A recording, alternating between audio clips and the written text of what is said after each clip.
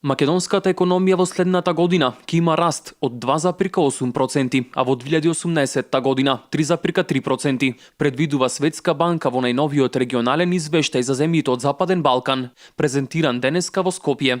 Според извештајот за 2016 година, растот на македонската економија е 2,4%.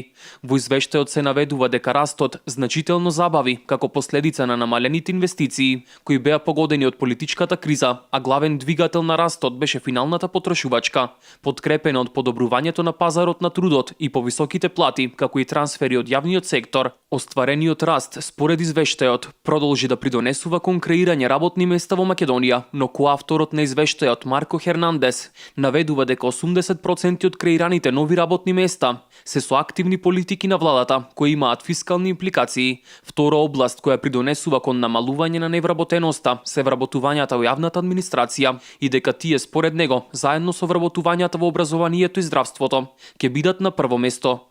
Нови работни места, како што рече на презентацијата, се креирани и во странските директни инвестиции, кои се исто така субвенционирани. Во 2016 година се наведува дека е намален фискалниот дефицит, главно како што беше посочено, поради нереализирани капитални инвестиции, додека пак трошењата на социјални трансфери, вклучително и пензиите, се зголемени. Од Светска банка сметаат дека инвестициите во инфраструктурата и променетата извозна структура може да доведат до подобрување на продуктивност, доколку структурните реформи отпочнати се успешни. Во регионалниот извештај се наведува дека земјите од Западен Балкан растат со побрз чекор отколку во 2015 година, со тоа што регионалниот раст е предвиден на 2,8% во 2016 година, односно 3,2% во 2017. Од земјите во регионот за 2016 година растот е највисок во Косово 3,6%, 3,2 во Албанија, 2,28 во Босна и Херцеговина и Србија и 2,1% во Црна Гора.